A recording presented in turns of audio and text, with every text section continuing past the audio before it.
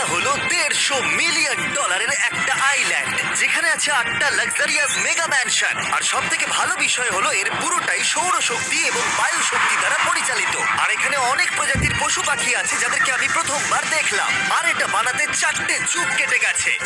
এই আইল্যান্ডটা অবশ্যই তোমাদের মন কেড়ে নেবে। প্রাইভেট আইল্যান্ড মানে এইরকমই একটা আইল্যান্ড হওয়া উচিত। এটা ভালো, কারণ এটা একটা প্রাইভেট আইল্যান্ড। হ্যাঁ, ঠিক বলেছো। প্রথমেই এখানে যেটা করতে হবে তা হলো তোমার হাত পরিষ্কার, কারণ বাইরের জগতের জীবাণু যাতে তুমি এখানে ছড়াতে না পারো। আমি এমনিতে অনেকবার হাত মুছি। এখানে যারা আসে সবাইকেই নারকেল দেওয়া হয়। হ্যাঁ মানে এদের তো কখনো শেষই হবে না। হ্যাঁ, ঠিক বলেছো। আমি জানি না কেন, হয়তো এই জায়গাটা খুব ফ্যান্সি বলে, অথবা এরা হয়তো টয়লেট গাড়ি চালানো সম্পর্কে শুনেছে, তাই আমাদের প্রত্যেককে একজন করে পার্সোনাল ড্রাইভার দেওয়া হলো। আমার মনে হচ্ছে এটা আমার লাইফ টাইম এক্সপিরিয়েন্স হতে চলেছে। যদি তুমি আমার না, এটা আমার প্রাইস রেঞ্জের বাইরে। যদিও এই আইল্যান্ডটার মূল্য হলো $150 মিলিয়ন, তবুও এই আইল্যান্ডটা তুমি ভাড়াও নিতে পারো, তাও আবার খুবই সস্তায়, মাত্র $1,40,000 পার ডে। আমি বুঝতেই পারলাম না কখন একটা পাহাড়ে উঠে পড়লাম। আচ্ছা, আমি শুনেছিলাম এটাই পৃথিবীর সব থেকে লাক্সারিয়াস আইল্যান্ড। হ্যাঁ ঠিক। ভিউটা কিন্তু দারুণ। বাড়িটা আপনাদের দারুণ লাগবে। কিন্তু আমরা এই বাড়িটাকে এক্সপ্লোর করার আগে আমার বোকা বন্ধুদের নজর পড়লো একটা কচ্ছপের উপরে। এটা কি একটা কচ্ছপ? এটা খেয়ে নাও।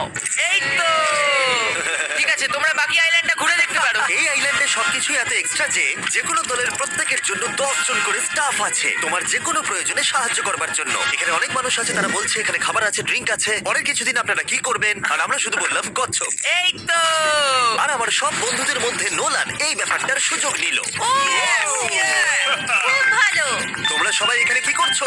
আমরা পুল খেলছি। সঙ্গে 10 জনকে নিয়ে? এরা চিয়ার করছে। দেখো, তোমাদের ওর সাথে ঘোরার তুমি কোনো আমাকে কেন প্রয়োজন নেই। বলছো? আমি কষ্ট পাবো যদি তোমরা বিশ্রাম না নাও। আচ্ছা, ঠিক যদি আছে। তোমার অ্যাটেনশন দরকার হয়, ওদেরকে ওখানে দাঁড় করিয়ে রেখো না। 1 ঘন্টায় কেটেছে, কিন্তু আমি বলতে বাধ্য হচ্ছি এটাই সব থেকে সেরা আইল্যান্ড। দারুণ ব্যাপার হলো এখানে একটা বাড়ি আছে যার ছাদ অবধি গাড়ি চালিয়ে যাওয়া যায়, আর যেখান থেকে তুমি গলফ বল সমুদ্রে মারতে পারবে, কারণ এগুলো ফিশ ফুড দিয়ে তৈরি।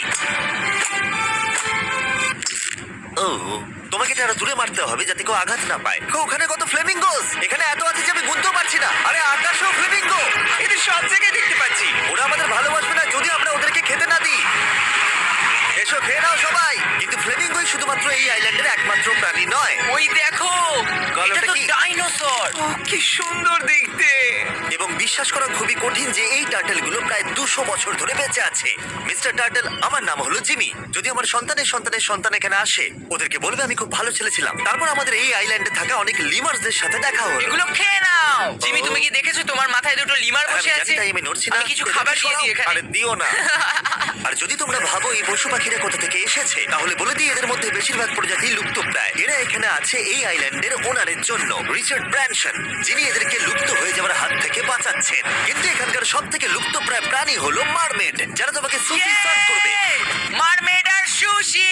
এটাকে বলে লাক্সারি। মারমেড, তোমরা কি সুশি খাবে? আমি না বলতে পারবো না। ক্যানিবালিজমের মতো লাগছে। হ্যাঁ, এটা একটা ফ্যামিলি রিউনিয়ন। চলে এসো এদিকে। এই আইল্যান্ডে এত কিছু আছে যে আমরা ভিডিওতে সবকিছু আনতে পারলাম না। আমরা টেনিস খেললাম, বাস্কেটবল খেললাম, আমরা আরেকটা ম্যানশন ঘুরে দেখলাম। আমি